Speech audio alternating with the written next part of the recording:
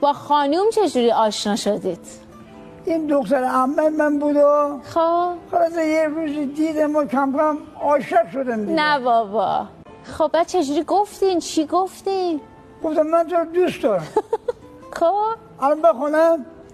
مگه خوندین براشون؟ بخونید. یه دی عمه کی رو آفتی فدا ببویم تیویس موی ببویم دریا دکفم دکت me دریا